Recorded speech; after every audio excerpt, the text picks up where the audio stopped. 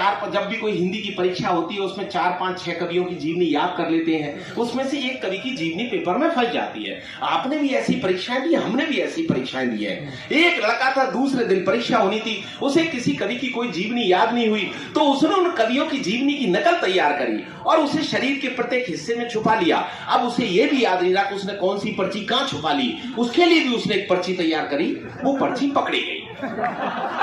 मैं कविता पढ़ता हूं, आपको हो सकता है कि बोर्ड की परीक्षा का सालाना सत्र हिंदी का या प्रश्न पत्र, सभी परीक्षार्थी पेपर हल कर रहे थे, कुछ अकल से और कुछ नकल कर रहे थे।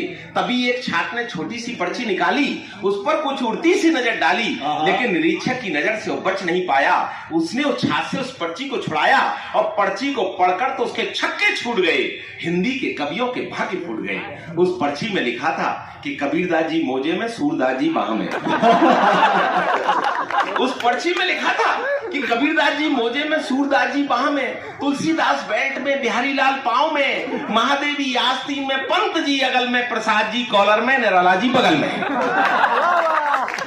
कि कबीरदास जी मोजे में, सूरदास जी बाह में, तुलसीदास बेल्ट में, बिहारी लाल पांव में, महादेवी आस्तीन में, पंत जी अगल में, प्रसाद जी कॉलर में, निराला जी बगल में, और शेष के लिए एक छोटी सी पर्ची घड़ी के डायल में, जिसमें हिंदी साहित्य का इतिहास मिल जाएगा।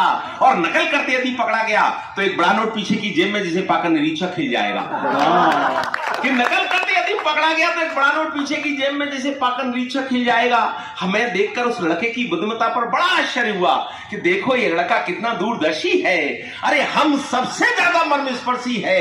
यदि ये बड़ा होकर कुछ नहीं बन पाया तो जरूर ये नेता बनेगा और हम जैसे शिक्षित बेरोजगारों का प्रणेता बनेगा। यह देखते ही देखते हमसे बहुत दूर निकल जाएगा और हम जैसा युवा इस शिक्षा की चक्की में पिसता ही रह जाएगा। हम जैसा युवा इस शिक्षा की चक्की में पिसता ही रह जाएगा। दोस्तों, मैं